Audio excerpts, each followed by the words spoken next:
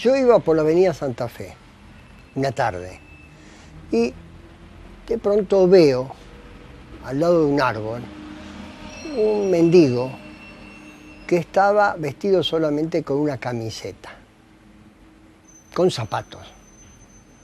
Y había un agravante, que la naturaleza había sido muy generosa con este muchacho. Por lo flaco y el aspecto me parecía que había salido del Borda. Bueno, entonces estoy mirando eso y aparece, caminando, que va a dar de frente a ese terrible espectáculo, una señora con una hija adolescente. Entonces yo digo, bueno, acá va a haber una situación muy violenta, porque la madre, una señora de bien, le va a decir a la hija, hija, no mires eso, policía, hombre desnudo, es decir, un escándalo. Resulta que pasó al lado del muchacho este, que estaba desnudo prácticamente, y no lo percibió, ¿sí? No existió para ella. Era como si hubiera sido un árbol, una piedra, un perro. No lo percibió. Y ahí me di cuenta que a veces se puede negar la realidad totalmente, porque la señora seguramente negó al mendigo este y negaba después que negó. De modo que negó 2 veces, quiere decir que desapareció de la realidad el mendigo. Esto es un tema que es ningunear, que es el tema del desaparecido. Los desaparecidos sociales son desaparecidos porque son negados y es negado que está negado, de modo que desaparece. La mano que escribe no doy más, la boca que dice voy a ver, los ojos que buscan un lugar, la vida que quiere comprender, la sombra que sigue a mi dolor, el hijo que pide la verdad, los días pasando sin razón y el amor tirado en el desván. ¿Cómo poder decirte en la canción la triste suerte que nos dieron a vivir? Si el hombre es la mitad del hombre en su dolor y solo tiene tiempo de sufrir.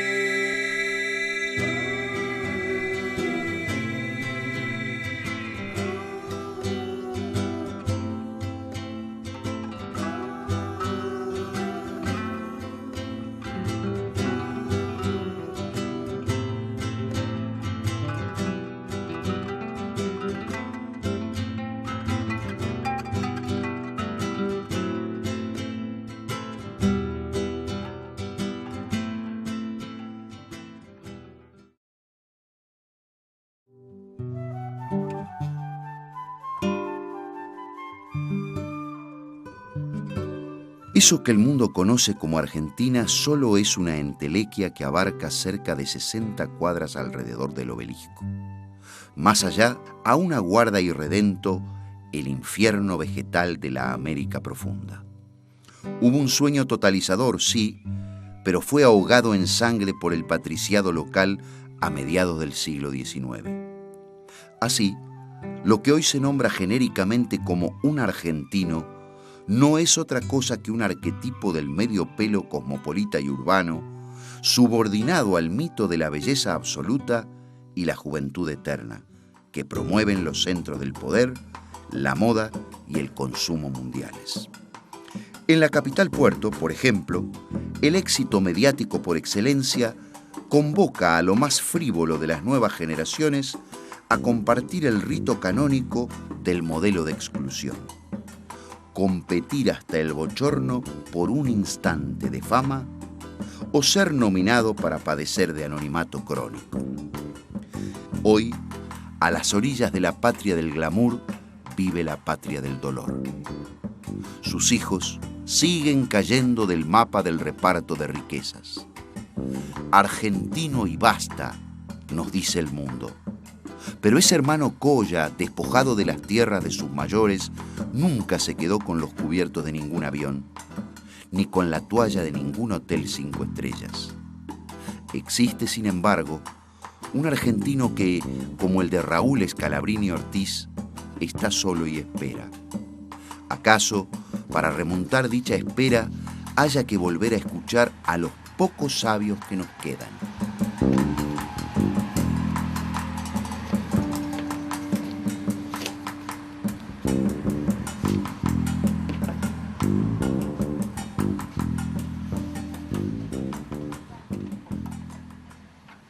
Bueno, esto es mi rancho, es mi casa donde yo hago todas mis tareas.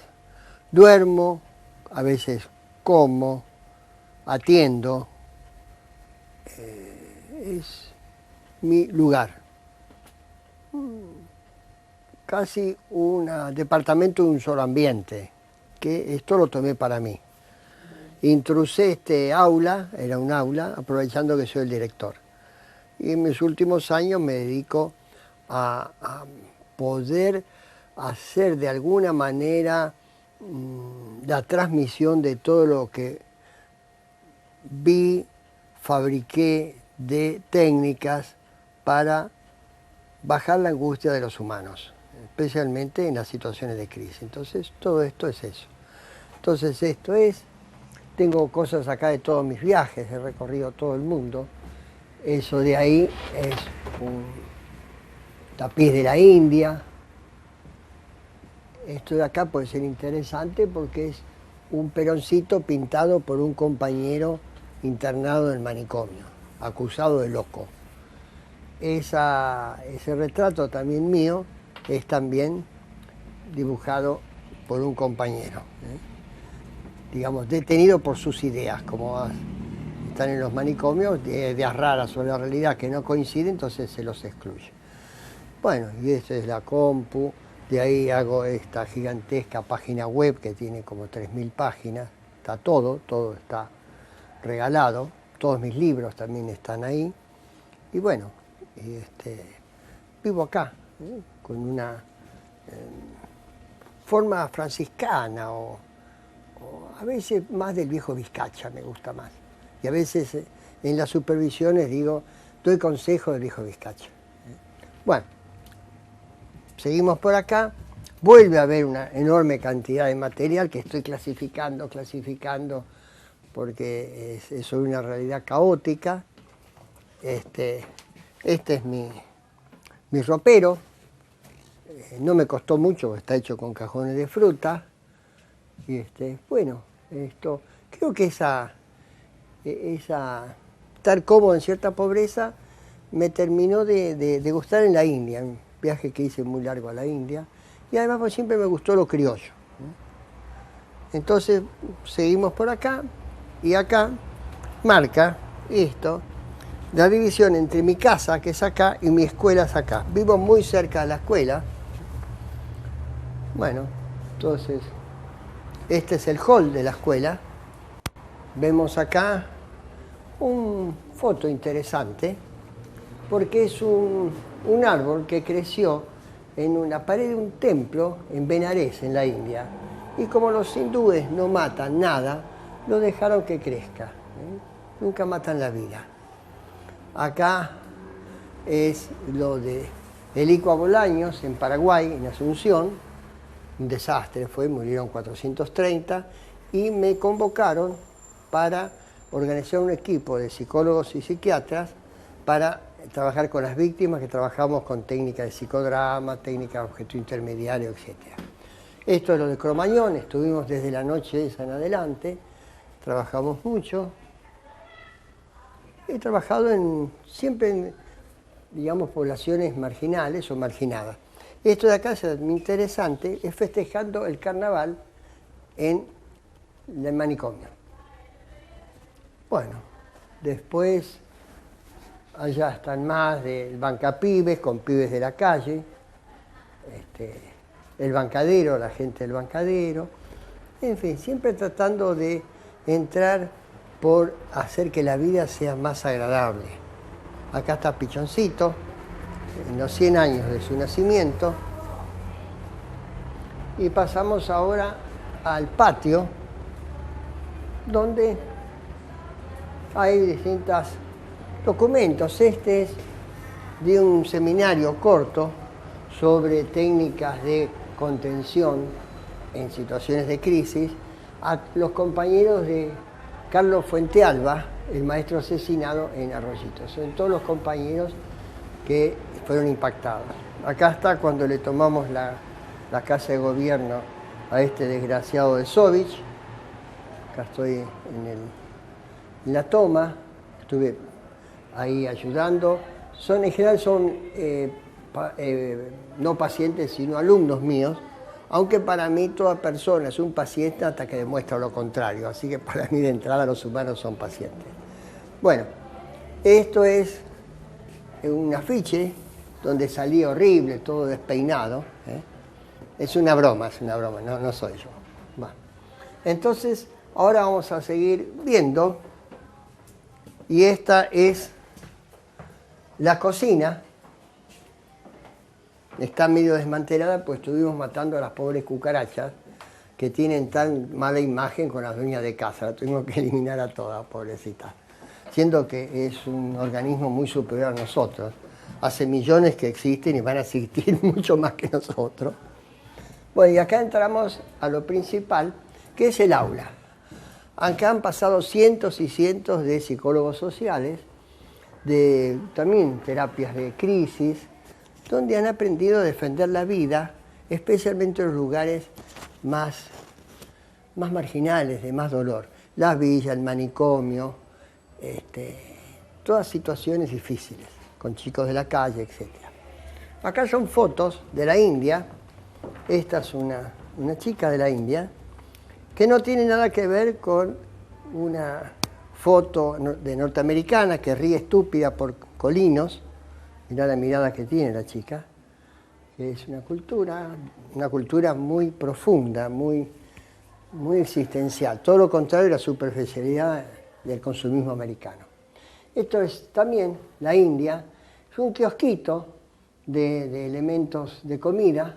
Como ustedes verán, no tienen prejuicios acerca de la limpieza y la pintura. Han podido prescindir de las dos cosas y viven bien. Volvemos acá y entonces es una cosa interesante porque es chicos de la calle en la India, cerca del Calcuta. Y ustedes, como ven, los chicos se ganan no mendigando, sino haciendo un servicio que es tocando estos instrumentos. Le compré uno al chico y tocan bárbaro, tocan canciones hindúes. Entonces son músicos ambulantes, no son chicos de la calle. Esto es dibujos de cuando yo dibujaba. Después descubrí que dibujando con luz, la foto es mucho más rápido. Seguimos acá. Eso que dice ahí en una frase en alemán, una frase dicha por un abuelo mío, alemán, mi madre era alemana, apócrifa por supuesto, no se le hubiera ocurrido nunca, que dice: Die Organisation ermöglicht dem Chaos-Erforschen. ¿Qué quiere decir? La organización permite navegar el caos. Y nosotros que trabajamos con situaciones de crisis, con situaciones muy confusas, marginales, tenemos encuadres muy estructurados y mucho, digamos, orden para poder llevar a la vida, que es cierta organización de la existencia, llevar a la vida a chicos que están en lo caótico de sus vidas, en la paralización de la existencia.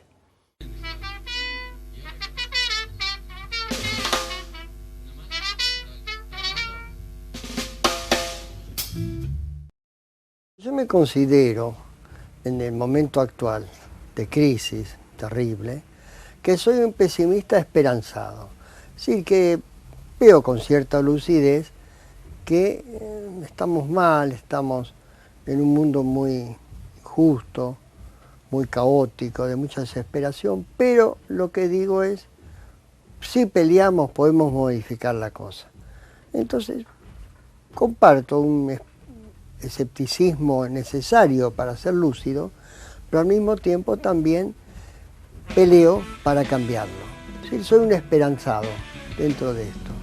Yo pienso que esto es algo muy mío, tal vez de mi madre, que vino de Alemania después de la guerra en Comodoro Rivadavia, y peleó desde abajo. ¿Cuántas cosas crees que hoy? ¿O cuántas cosas piensas que hoy? ¿Cuántas cosas sabes que hoy solo serán importantes? ¿Cuántas cosas crees que hoy? ¿Cuántas cosas crees que hoy? ¿Cuántas cosas crees que hoy solo serán importantes? Karma, vida, vida de un día, parece nada frente a la mía. Karma, vida, vida de vida, parece nada, nada esta vida. Recuéstate a ver, pensar y saber que sueles andar olvidando. Recuéstate a ver, pensar y creer que sueles andar olvidando. Lo que sabes, que sentís, la verdad de lo que quieres ser. Lo que sabes, que pedís a la noche queriendo volver a tu casa.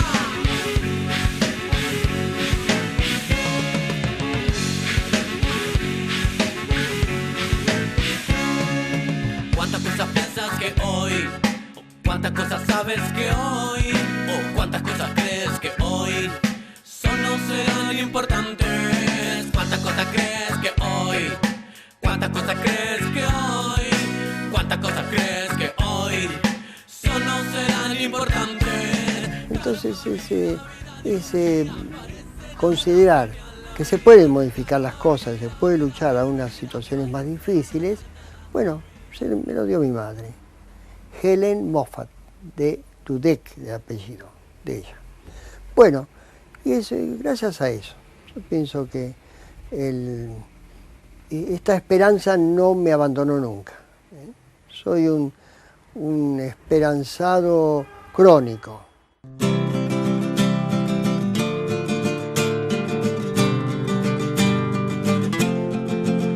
Caminando el barro, la angustia y su dolor, dando un puntapié a la suerte que le tocó, manipulando su destino, ensordecido de los gritos. Trivial parece el hecho de vivir, de quién se lo merece, quién debe sufrir, remando en el lodo, nadie lo ayudó. Muros infranqueables, témpanos de sal, apunta la proa hacia un lugar mejor, donde su sueño loco no tenga destino de encierro. Estaba mirando estos 4 árboles, yo los planté con mis manos hace 40 años, cuando hice este piso, ese escenario y esas 2 casitas, con 20 psicóticos que se transformaron en albañiles. Y no se comieron ladrillos ni los tiraron, hicieron esos 2 edificios. Quiere decir que con trabajo la gente se rehabilita. Y acá la falta de trabajo, el ocio, vuelve más loco a la gente, como también adentro del país nuestro. Bueno, el tema, entonces estoy contento. Lo que me sorprende es que uno me creció más que los otros, eso no, que me lleva más alto. Bueno, serán cosas de las raíces.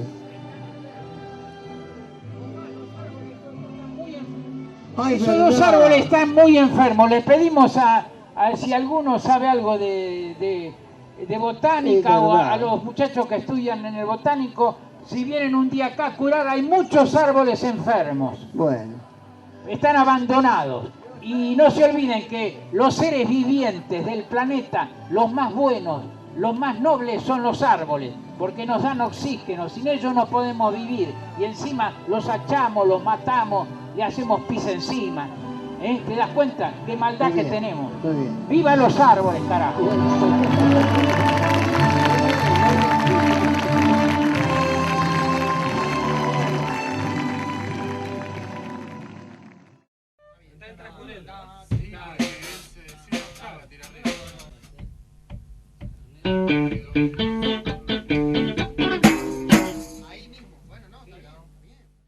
Peillon era una persona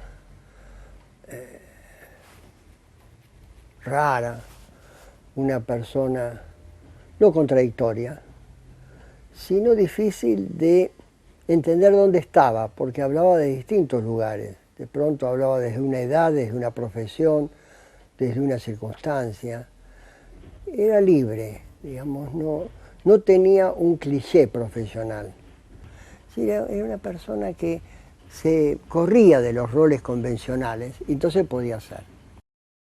Una vez, una cosa que es conocida, él lo contó, que es, vino un paciente que tenía una escena terrorífica, que estaba encima de las vías de un tren, estaba en delirio grave, se puso encima del diván y decía que estaba encima de las vías de un tren y venía una locomotora a matarlo, a cortarlo en pedacitos. Un psicoanalista que le hubiera dicho, lo que pasa con la pipa, seguramente, y con voz impostada, es el pene de su padre que lo va a castrar, etcétera, etcétera, alguna de esas cosas. ¿Sabe lo que hizo Pichón? Se tiró encima del loco, lo abrazó y mientras lo tiraba al suelo, rodaban los dos por el suelo, decía, rajemos que nos agarra. Eso parece absurdo, pero muchas veces el paciente está en una situación que sabe que es una situación de alto riesgo y se queda en las vías. Una mujer golpeada con un marido muy loco, muy violento, sabe que esa noche el marido va a venir muy loco porque le han dicho algo que le inspiró celos, alguna calumnia, a lo mejor o no, y la va a matar. Y la mujer va a la casa y se queda en las vías del tren. Entonces, ¿cuál es la terapia? Avisarle que tiene permiso de salvarse. Él le dijo, vos podés estar en esa situación, pero tenés la posibilidad de salvarte. Tenés el permiso de rajar de las vías. Y eso es algo que solo Pichón lo podía decir. Yo lo estaba acompañando a Pichón porque venía Jacobo Levi Moreno, el inventor del psicodrama. Está viejito, venía acá a un congreso enorme que había organizado Rojas Bermúdez. Entonces ya estaba todo lleno, entra Pichón, todos lo miran, y Pichón, delante de Moreno, que estaba con toda la jefatura máxima de salud mental del país, se pone en cuatro patas y ladra como un perro. Entonces, ¿qué hizo? Inauguró el psicodrama, que es representar otra cosa, que él se puso en perro. Es como el tema fundamental del psicodrama, que es ser otro, no ser sí mismo, ¿no? Pichón tenía una angustia muy grande de la muerte. Le temía y lo fascinaba la muerte. Una personalidad muy depresiva, un depresivo grave, por eso muchas veces tomaba ginebra con cerveza. Y entonces yo iba a ayudarle a hacer las clases. Decía, vení esta noche, vamos a armar la clase de la escuela.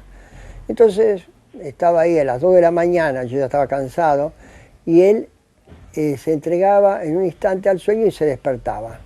Entonces me decía, che, buscame un libro, a lo mejor de Lacan, apuntes, pero en aquel tiempo no existía Lacan, lo trajo Pichón, un libro de tapas verdes. Entonces yo empiezo a buscar, a la media hora vengo Enrique, no está, era un despelote la biblioteca, no está. Él me decía, no, seguí buscando.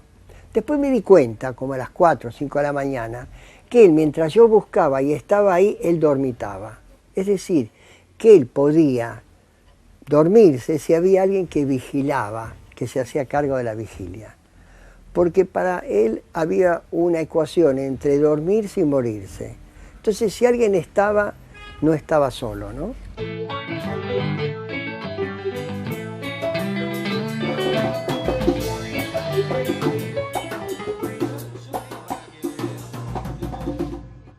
Bueno, nuestra propuesta, la mía y la del grupo mío, es una herencia de Enrique, que adquiere como paradigma del ser humano el pensamiento existencial, en donde el ser humano es una historia, no es un aparato psíquico como el psicoanálisis.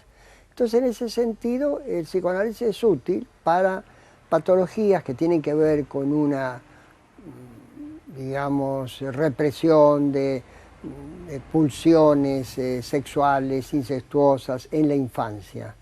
Nosotros pensamos que en este momento el gran tema no es la sexualidad, sino la identidad. Yo soy Gustavo Mariani, hombre de varios nombres, fumador y homosexual empedernido, ambas cosas empedernido. Y el que me quiera decir algo, que me lo venga a decir en la cara, porque también sé boxear. Tengo muchos nombres, todos con su historia. Me dicen Tavi, porque papá odiaba el nombre Gustavo porque era alemán. Me dicen el Puma, porque una vez tiroteándome con unos fachos, yo estaba detrás de un auto y ellos estaban atrás de otro, salté el capot y me puse a tirar y cuando vieron que hacía puntería, se escaparon. Y entonces mi compañero me dice, vos sos como el Puma, hermano, te vas a morir cosido a tiros, porque el Puma sabe que lo van a matar, te ve con el cuchillo y te ataca lo mismo. Y el que se murió cosido a tiros fue él, en este lugar, en este preciso lugar. Yo soy profesor en este lugar. A mí me cuesta Dios y ayuda entrar acá, porque tiene tanto malo recuerdo, este campo, maldito campo de exterminio, tiene tanto mal recuerdo para mí. Esto habría que tirarlo todo abajo, todo abajo. Hay una cárcel clandestina ahí, un paredón de fusilamiento. Es cruel. Han puesto las dos facultades malditas, las facultades que la universidad odiaba, que son Bellas Artes y Trabajo Social, las castigaron poniéndolas acá. Y acá estudian para policías, aunque parezca mentira. Estudian para sacarle el bebé a una madre, para hacerle un mal informe al pobre infeliz que es borracho o toma droga. Y entonces trabajan de policías. Yo siempre les digo, no vengan a estudiar acá. Váyanse a la seccional, pidan un arma y háganse policía, es más fácil. Mi nombre es Marisa Wagner.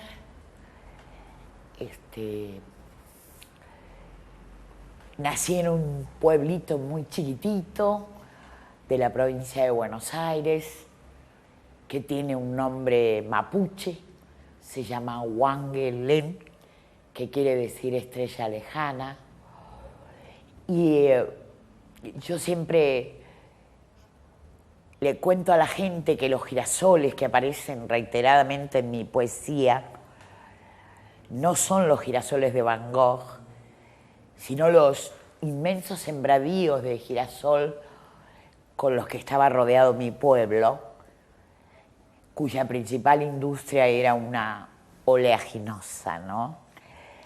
Y mi madre, muy distraída, como ha sido bastante tiempo de su vida, me permitía hacer vuelos con el fumigador porque suponía que si el avión andaba bajito, no había peligro, ¿no?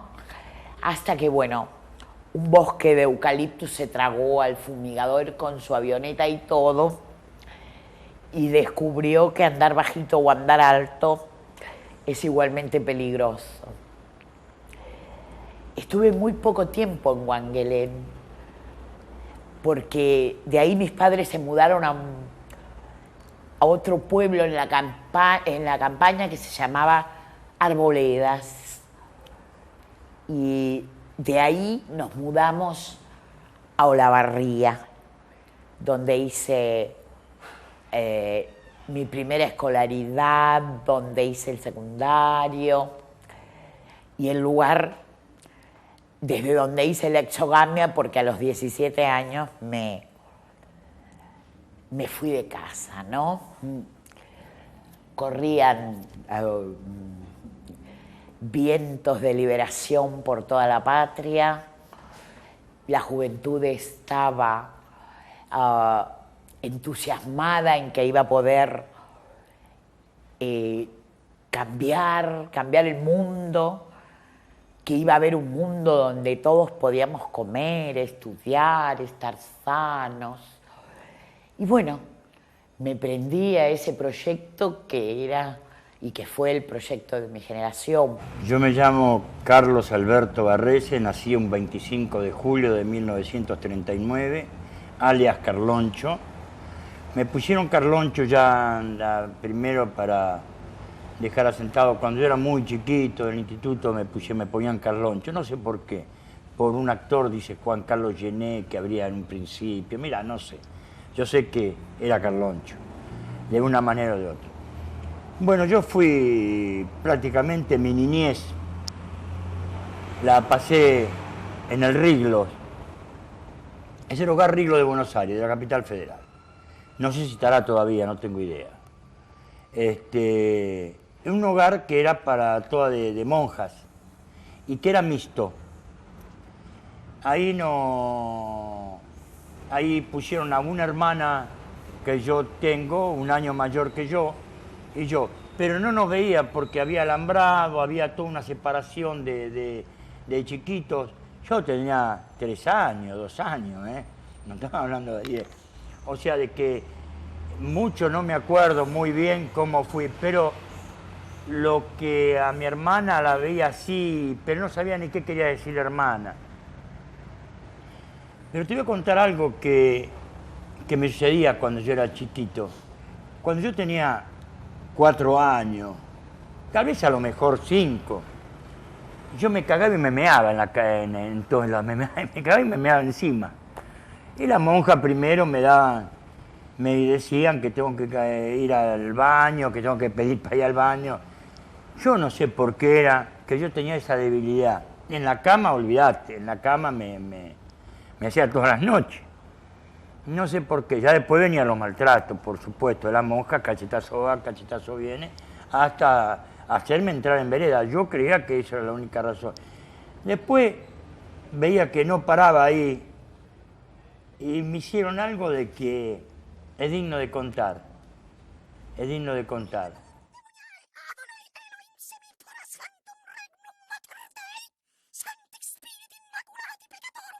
Armaron una en la terraza porque el colegio, el Hogar Riglo de Buenos Aires, tenía unas terrazas arriba. Que armaron como si fuera un tablón, me pusieron el calzoncillo ahí y todos los chicos que iban pasando para el comedor, por abajo, veían al cagón y al meón que tenían en el hogar. Yo me reía, paraba ahí, me reía. Pero después ya conociendo más grande, dije, ¿qué humillación es esa? A veces cuando lo hablo también me acuerdo de eso y me da un poquito de fastidio. No, me da un poquito, no, me da mucho fastidio. Porque ya no se podía, un ser humano no puede, muy chiquitito, porque ¿qué culpa tengo yo de haber nacido pobre? Lo que está reprimido no es el sexo, sino el futuro, porque es un tema existencial, el tema del destino, el tema ¿qué hago yo con lo que me pasó? Como dice Sartre, que el humano es una historia que tiene que dar lugar a un futuro. Es decir, alguien es sus circunstancias, su historia, pero ¿qué hacer con esa historia? Es el tema de la libertad, el tema de la elección del futuro, el proyecto de vida, que es lo que falta ahora. A un adolescente del conurbano que está condenado a la desocupación, el tema es cómo sigue su vida, cómo sale de la infancia, que ya salió, el terremoto hormonal le exige pasar a la otra etapa, que es hacer pareja, hacer una familia, que está basado en la posibilidad de trabajar. Si no trabaja, se le paró la vida. Entonces nosotros curamos historias, no aparatos psíquicos. Y en ese sentido el psicoanálisis es talmúdico, bíblico, con culpas, con super yo. Nosotros no, el tema es cómo darle sentido a esta aventura de existir.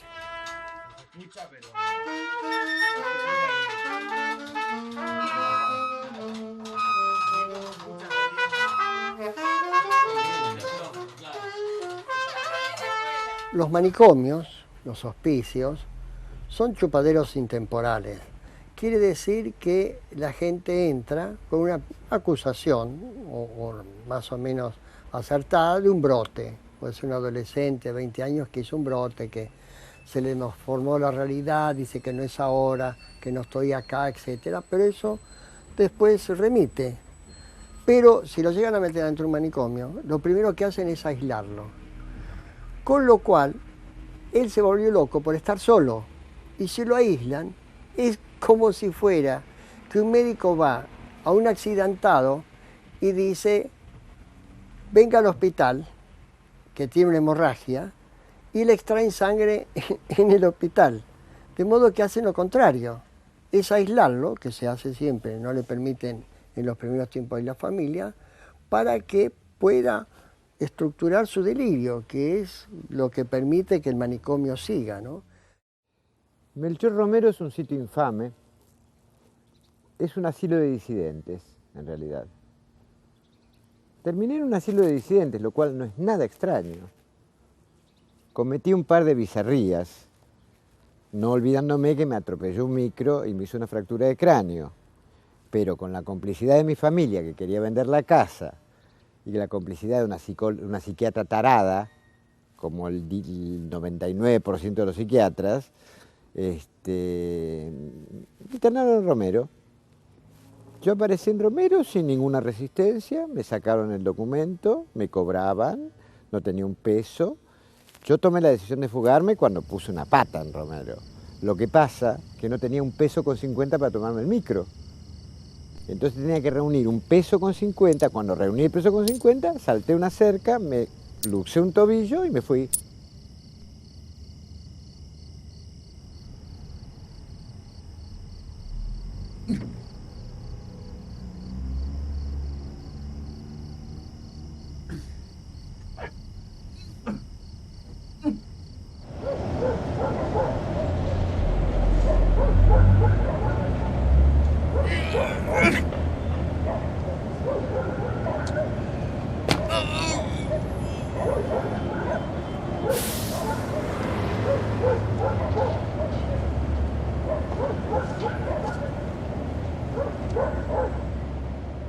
No, Romero tiene que desaparecer. No tiene ninguna razón de existencia. Yo además pensaba, yo trabajé con Franco Basaglia desarmando un manicomio en Trieste y estoy acá, pero ¿qué carajo estoy haciendo? Yo no puedo estar acá. Si yo no estoy de acuerdo con esto, va más allá de que me sienta cómodo, incómodo, que me peguen o no me peguen. Yo no estoy de acuerdo con esto, con la institución no estoy de acuerdo. No puedo estar acá yo. Por la misma ética que hablaba hace un rato. No es ético que un tipo, que un antipsiquiatra esté metido en un manicomio. Se llega de distinta forma, ¿no? A veces es tu familia, a veces son los amigos y a veces es la policía que te encuentra en brote en la calle y te lleva a la comisaría, se fija si estás picada, si puede ser una cuestión de drogas. Cuando deciden que no es una cuestión de drogas, te llevan en el patrullero de seguridad al manicomio, ¿no?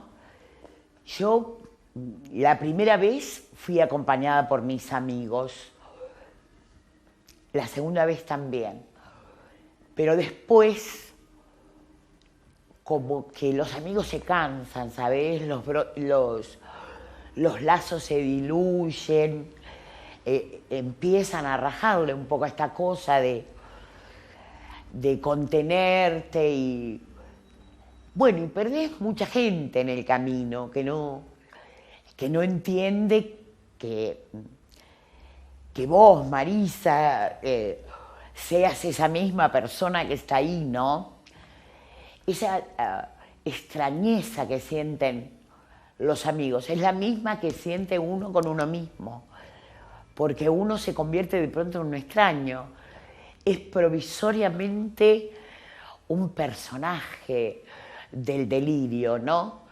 El delirio es la defensa que tiene una persona que está brotada, que está disociada, rota, con su yo totalmente diluido, podríamos decir. Y antes de estar sola con ese vacío existencial tan profundo, se busca un otro, imaginario, ¿no? ¿Cómo decirte? Un otro que encarnás o un otro que te persigue, pero todo eso es mejor que estar solo en ese terrible vacío que es la disolución yoica, ¿no? Que es el estado de brote, donde vos sos pero no sos, tenés una gran necesidad de aferrarte y ser alguien. Y bueno, y yo terminaba siendo Evita.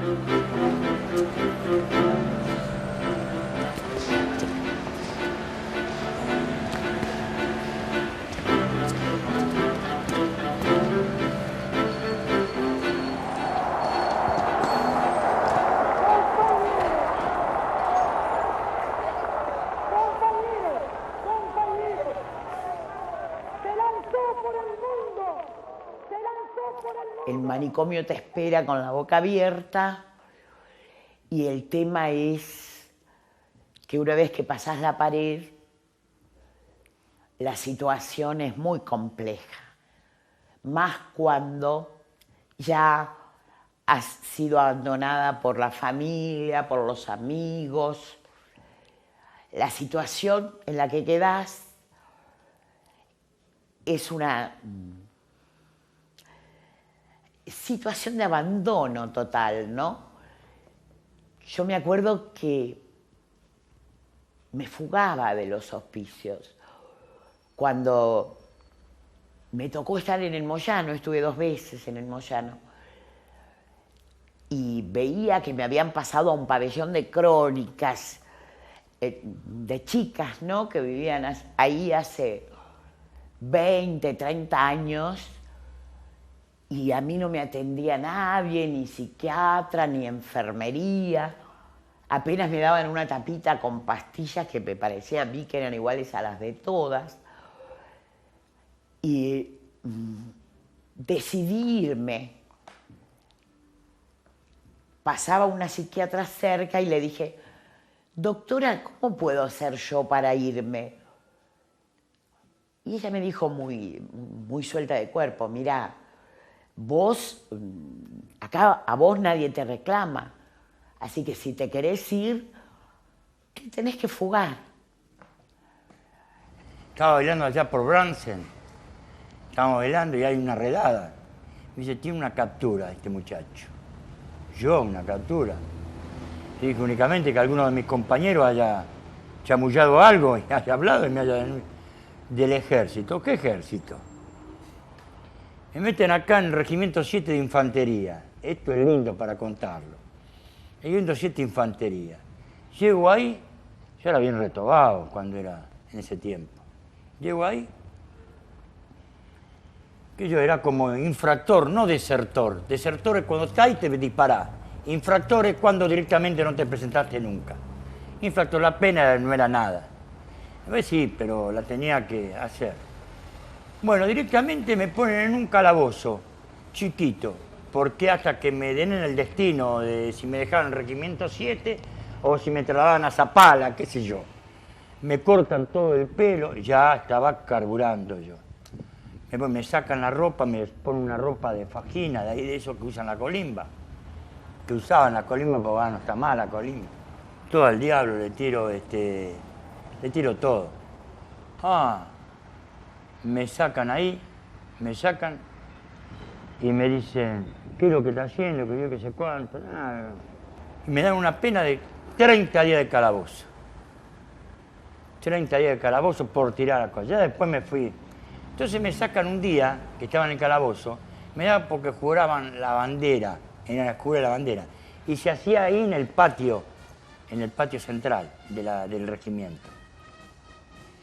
Y me sacan a mí del calabozo. Yo tampoco entendía de qué era la bandera, de qué estaban todos uniformados, todo bien. Y yo venía del calabozo con una pinta. Entonces me pusieron atrás de todos los colimbas que están en formación, me pusieron atrás de todos. Y yo agarro, me quedaba ahí, miraba, me apoyaba en un pie el otro y viene un sargento y me da una patada. Entonces yo me doy vuelta y digo, ¿qué haces, loco? Le digo al sargento. Y se me quiere venir al ataque el sargento ahí en el patio de armas del Regimiento 7. Y veo que un chico, un soldado, llevaba una charrasca. Esa charrasca que son los... Se la rebato la charrasca. Y le digo, ven, haceme frente. ¡Ay, el quilombo que se armó, por Dios! No, generales, todos que estaban ahí en la jura de la bandera. Se armó un lío, pero eso de 1000 demonios. Dice y entonces ahí me enchalecan y me llevan al Hospital Central Campo de Mayo, de Puerta 4. Que eso, después hubo muchas cosas raras ahí en el Hospital Central. Pero me llevan al loquero del Hospital Central, del cuerpo psiquiátrico del Hospital Central de Campo de Mayo. ¿Cómo loquero? El manicomio es un instrumento de destruir almas, es una maquinaria terrible que a mí me pone siempre en la duda si en ese caso, este caso de las cárceles, el caso de la brutalidad, la injusticia social, que los humanos son más malos o más tontos, porque el manicomio es una crueldad increíble donde pueden destruir, pueden, digamos, yo diría, momificar un alma, y un alma que existe, porque nosotros hemos demostrado con la cooperanza, la colifata y todos estos programas, en que adentro de ese paciente, que el sistema psiquiátrico lo llama paciente vegetalizado. Fíjate vos que no es un término mío calumnioso, sino es un término psiquiátrico, aparece en los libros de psiquiatría.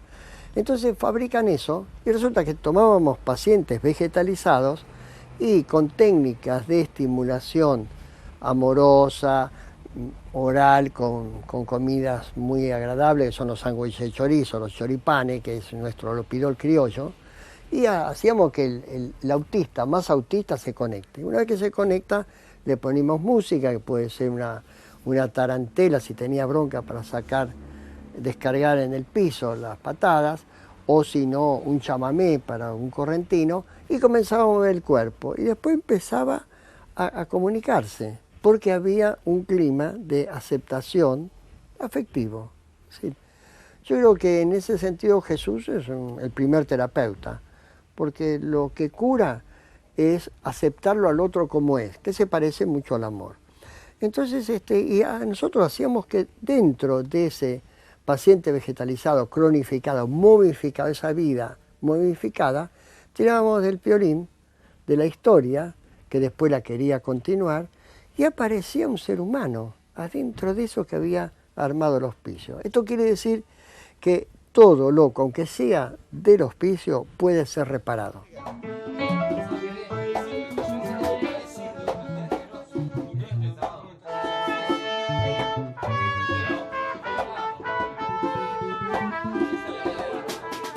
Estando yo de director del asilo de mendigos de la municipalidad, llamado el Feliz Lora, venían chorros grandes, a veces, mandados por Patronato de Liberados.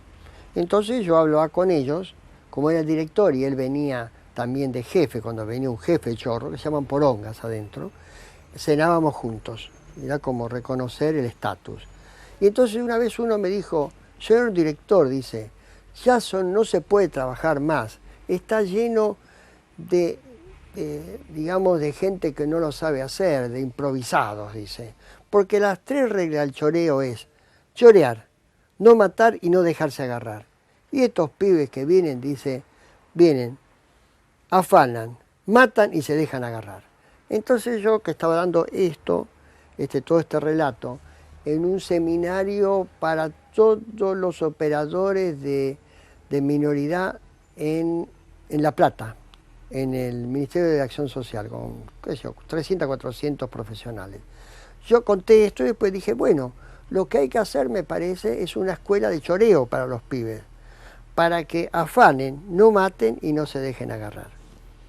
Así que fue gracioso, porque había uno que estaba en la Corte Suprema de la provincia y se rió y aceptó. Y otros que eran ligados a empresarios no les gustó nada la cosa. Porque en general es una recomendación que hubiera disminuido muertes. Pero si chorean mucho y no se dejan agarrar, se van a transformar en empresarios, ¿no? Los organismos de derechos humanos aparentemente se despreocupan del modelo de exclusión social. No tienen esa preocupación. Y yo creo que es prioritario en este país de excluidos. Es un país que tiene millones de excluidos. Prioritario que un organismo que se dice de derechos humanos, yo particularmente con la frase derechos humanos la detesto. Es una frase de la Revolución Francesa, del liberalismo más crudo, es una porquería en última instancia. ¿Por qué no dignidad humana? Ahí me parece que con la muerte de Darío y de Maxi hay una bisagra, ¿no? Es una cosa... Y bueno, pero todavía estaban las madres, familiares, hijos, todos con una posición sólida y apoyando la lucha popular. Cuando sube este gobierno y las veo y veo la aproximación entre los organismos de derechos humanos y el gobierno y la política del gobierno para la justicia con nuestros 30.000, se me plantea otro problema, ¿no? Bueno, ¿y qué vamos a hacer con este medio país que está desaparecido, que junta comida de la basura, que deja que sus niños vivan en la calle, que las prostitutas niñas sean cada vez más, y cómo entra a desaparecer la cultura del trabajo y aparecen estas cosas muy sórdidas y bueno, y veo a los organismos de derechos humanos acercándose a las posiciones del gobierno y últimamente categóricamente colaborando con las posiciones del gobierno, ¿no? Cuando los ricos hicieron piquete, yo viste cómo se los trató, ahí no hubo Maximilianos ni Daríos, y cómo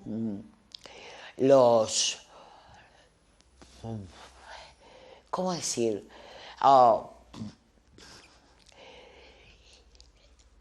Y cómo tomaban...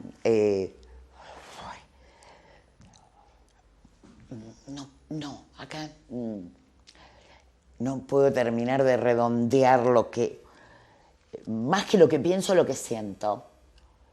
Me da mucha bronca y no termino de saber por qué.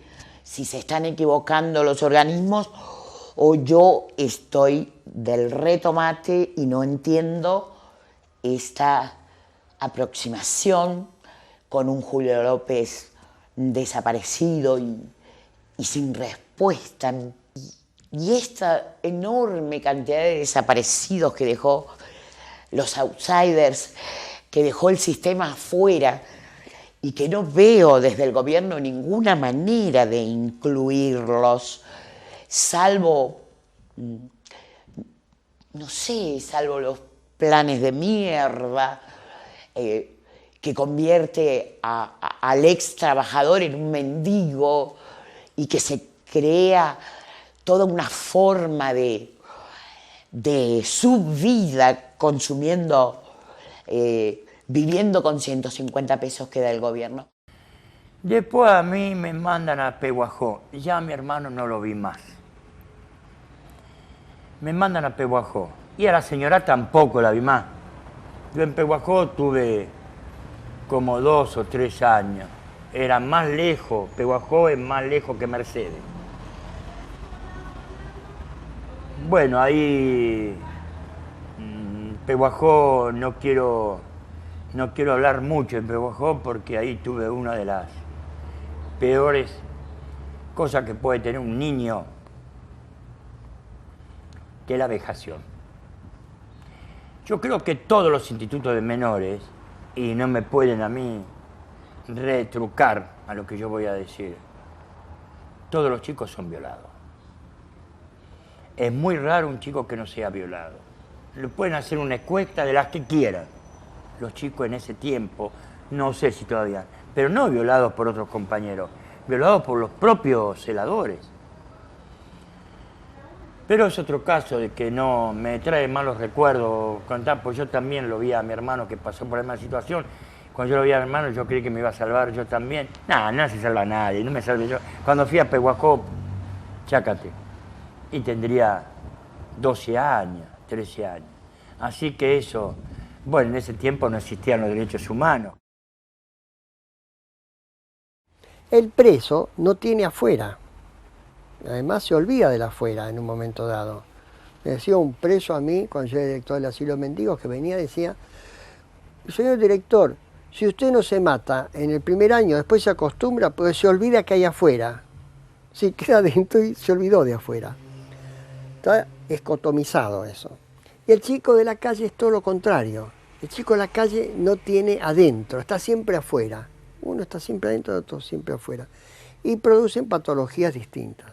El preso es más reconcentrado, muy memorioso, depresivo. En cambio, el chico de la calle tiene que dormir donde nosotros pisamos.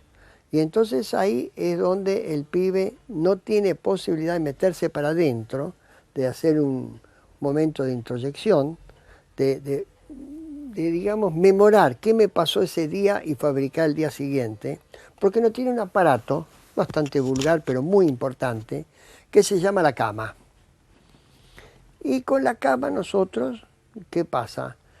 Todo lo que hicimos en el día, vamos a nuestra casita, a nuestra habitación, a nuestra camita, nos acostamos y tenemos un momento necesario de reflexión, de conciencia crepuscular, en donde nos vamos para adentro, reflexionamos, memoramos y esperanzamos el día siguiente. Fabricamos el tiempo. El chico no tiene un instrumento para fabricar el tiempo, el ayer y el mañana, porque no tiene cama. Entonces, qué cosa tan pedestre parece una cama, sin embargo es un instrumento absolutamente necesario porque permite la introyección y la construcción de la temporalidad. Entonces el chico de la calle no tiene ni ayer ni mañana, tiene un presente a sobrevivir, porque duerme con un ojo cerrado y otro abierto, debido a que si alguien se descuida en la cama, pierde, en la calle pierde.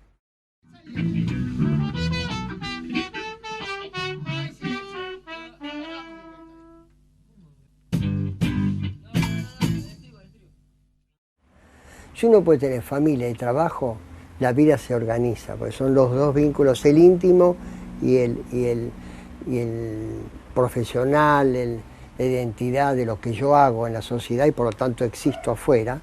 Y si falta el trabajo, va a faltar la familia y ahí quedamos en el vacío. El no trabajo es el genocidio del futuro. Pichón decía ahora algo muy lindo, porque era un esperanzado, un depresivo amoroso, un depresivo con esperanzas. Y decía lo siguiente, dice, la muerte está tan lejos como grande sea mi proyecto. Hay jovencitas que, pobrecitas, con algún golpe de la vida amoroso, se quieren matar, ¿no? La muerte está ahí. Y hay viejos como Pichón que murieron, igual la muerte estaba lejos. Entonces, porque la muerte es la falta de proyecto. Si nosotros no tenemos un proyecto, no existe el futuro, no existe la vida es una aventura, el yo está arrojado a la sorpresa, pero el proyecto se hace con otro.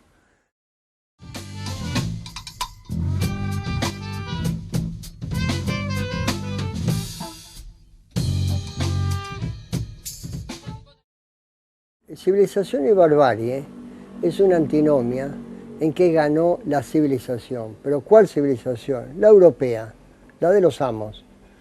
Y el ícono de la educación, Sarmiento, dijo, no ahorre sangre de gauchos que solo sirven para regar la tierra. Es decir, la negación de la cultura de origen, de las culturas raíces que nos podrían dar una identidad. Entonces nosotros no sabemos si somos ingleses, fuimos ingleses, franceses, ahora somos norteamericanos, y nunca podemos tener identidad. Y al no tener identidad podemos ser sometidos, porque los pueblos no se someten desde su orgullo nacional, de su identidad. Entonces es siniestro que quien es el ídolo de la educación haya dicho que todos no solo los gauchos, los negros, los indios, son gente inferior. Entonces esto da lugar tiene que dar lugar a una revisión, porque la civilización no es la civilización europea o norteamericana en este momento, porque es una civilización muy pobre, existencialmente muy pobre, muy de consumo, de acción y también de violencia. Capsicum, último capítulo. El precio del pecado es la muerte. La clara luminosidad de la ciudad era particularmente resplandeciente en esa media mañana de verano. El viejo resolvió tomarse todo el tiempo del mundo para llegar a la plaza de siempre. Después de todo, a los 91 años no había muchos apuros posibles. A esa edad, ni la cabeza ni las piernas, y mucho menos el alma, estaban para imprimirles premuras sin razón o urgencias inútiles. En el caminar moroso, echó de menos el bastón que iba a buscar. Le hubiera servido para apoyar en él la porción cansada de su cuerpo. Ese otro yo, fatigado por el interminable paso de los años, que a veces se negaba a obedecer sus hoy no muy abundantes ni frecuentes órdenes. Disfrutó concienzudamente de la caminata. Eligió el camino más largo, esquivando las eternas y prepotentes bicicletas. Lo anduvo paso a paso, aspirando a todo pulmón los múltiples aromas del verano y dejando evocaciones para más tarde. Finalmente llegó a la plaza, que se abrió para él en un abanico de gentes, mesas, tenderetes, colores y cielo azul como jamás lo había visto en sus 7 décadas de huésped crónico. Y allí tuvo la plena y clara sensación de que se estaba muriendo. Detuvo su paso como pudo y se apoyó en una columna de alumbrado. Muy rápidamente, con el vértigo de la prisa suprema, comenzó a pasar revista toda su vida desde su nacimiento. La sorpresa pudo con él y ni siquiera atinó a balbucear la oración del Padre, que era lo que siempre había supuesto que haría en esta circunstancia. Era como si los gnomos de Helde se hubieran metido en su cabeza y minuciosamente expurgaran hasta los sitios más recónditos de su memoria. Ningún recuerdo, por trivial o nimio que fuera, se salvó de la requisa. Cada impresión grabada en su memoria de cada minuto en su estadía sobre esta tierra fue pasando en fracciones de segundo. Lo importante mezclado con lo baladí y los tiempos confundidos en un borboteo de imágenes que, convocadas por la muerte, se hacían presentes durante la tarea de los pequeños seres encargados de limpiar su memoria para la eternidad. Fue como un gigante desmoronándose en la plaza del mediodía. Tardó una eternidad en caer, y en esa eternidad tuvo tiempo para agradecer a Dios que en su infinita misericordia le había vedado el amor, pero también le había evitado los odios. Lo había hecho vivir en una comarca que ni siquiera recordaba y lo había colocado entre esas dos benditas tierras que ahora amaba para siempre. Tuvo precisión para preguntarse si no hubiese sido el gigante egoísta, pero visto el tiempo nulo que le quedaba para remediarlo, concluyó que poco importaba, que si había algún juicio se encargaría él, con la verba que el mismo Dios le había dado, de explicar que en esta vida los hombres hacemos lo que podemos y como lo podemos hacer, que nadie nos avisa que la vida finalmente es una gran espera para parir la eternidad y que tampoco son frecuentes las decisiones de verdad y que siempre nos damos cuenta de tarde. Lo último que se llevó en sus ojos, antes de que sus niñas se apagaran para siempre, fue la cara asombrada de la holandesa que lo socorrió y a quien solo atinó a decirle ante su sorprendido rostro con el color del morrón: Capsicum. El nombre del ají es Capsicum. Ámsterdam, La Plata, 1991-1995.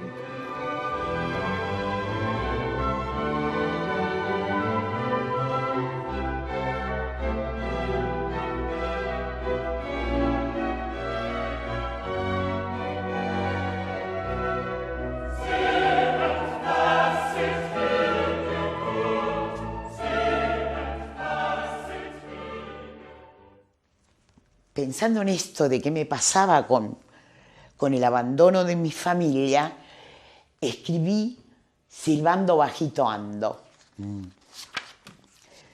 Y digo, silbando bajito ando, me construyo un girasol, es decir, me lo dibujo y lo pego en la pared desnuda y grisácea del hospicio. Después le pongo yerba al mate y me voy a pasear por mis recuerdos. Había una mamá allá en mi infancia que trenzaba mi rubia cabellera, que me ponía moños primorosos y vestiditos con puntillas. Mamá no vino a verme nunca ahora que estoy en el hospicio. cómo me gustaría que me trenzara el pelo. Estoy aburrida de ser grande y de estar sola. A veces hasta me aburro de estar loca y juego a la lucidez por algún rato, mientras me cebo otro amargo que aseguro ayuda a soportar la realidad, los abandonos, los etcéteras. Me construyo otro girasol, es decir, me lo dibujo y lo pego en las paredes del hospicio. Ya casi tengo un girasolar completo.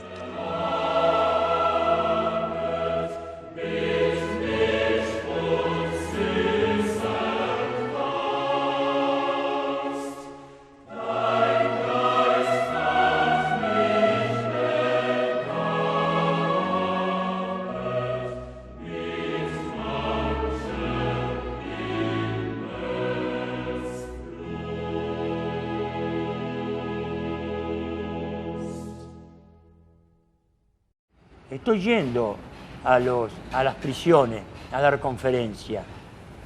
Fui a distintas prisiones, pero la que más me llamó la atención fue la de Dolores. Ante una multitud de 300, 400 detenidos, no sé bien, sé que el salón de actos estaba colmado al mango. Y paso por entre los detenidos y algunos decían, este es Carloncho. Como dicen los políticos, le fui dando las manos a cada uno, a los que estaban en mi paso, y hablé durante 1 hora y media.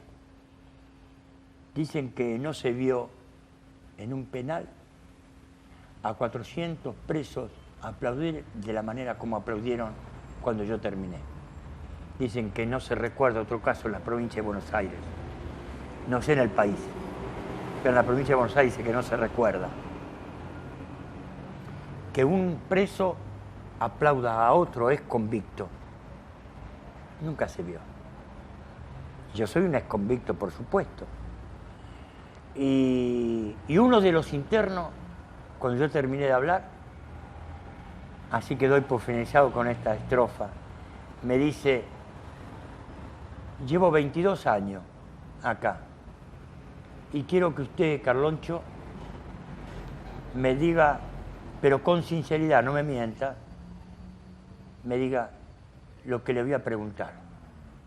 Le digo, ¿qué me va a preguntar este tipo? Dije yo. Me dice, mire, llevo 22 años detenido. Yo me pregunto, y le creo todo lo que usted ha contado, porque he pasado prácticamente de todo lo que usted contó, yo he pasado también, y no le erró en nada. Lo estuve escuchando muy atentamente. Pero yo quiero saber si usted cuando salió de prisión no le gustó agarrar una ametralladora y a todo aquello que le hicieron mal, masacrarlo, y después sí ir con justeza a una prisión, después matar a todo aquello que me hicieron mal. Le dije, linda pregunta me hiciste, pero te la voy a saber contestar. Mirá, cuando yo estuve en prisión, he leído muchos libros. Y un libro que leí es de un gran escritor cubano, José Martí. Y cuando yo te cuente esta chiquitita, estas estrofas, cuando vayas esta noche a tu cama, reflexiona qué quieren decir. Cultivo una rosa blanca en julio como en enero, para el amigo sincero que me da su mano franca, y para el cruel que me arranca el corazón con que vivo, cardos ni ortivas cultivo una rosa blanca.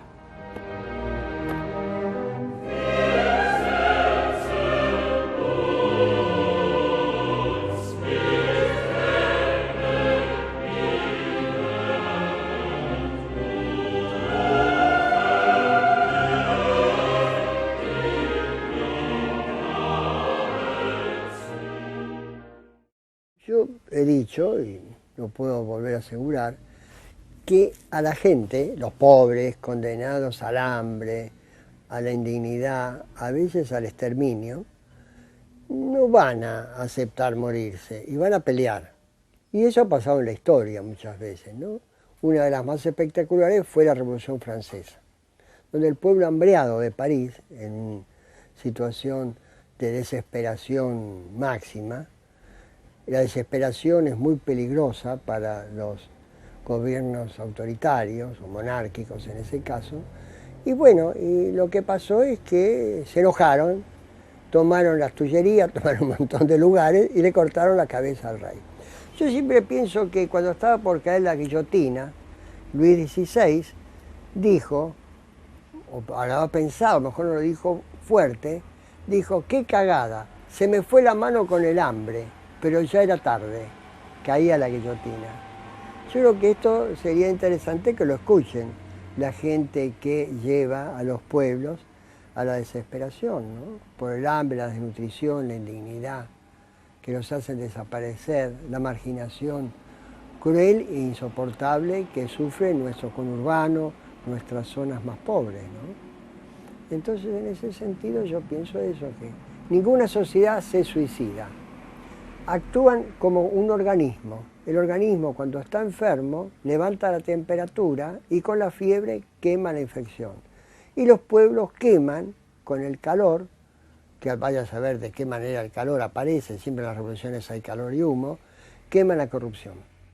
Yo soy Trinity, para todos ustedes los amo a Cooperanza, que son de hierro, de fierro, como lo quieran llamar. Lo amo a Moffat, que un día se animó a construir un lugar diferente para los pacientes.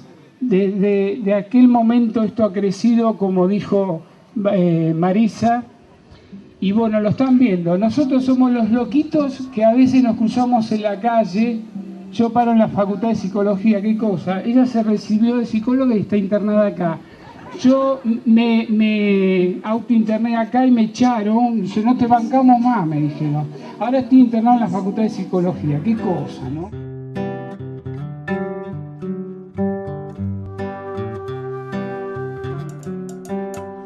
A veces me quedo solo y me olvido todo. Es que a veces me quedo solo y me pongo loco. Un poco loco me pongo cuando me quedo solo.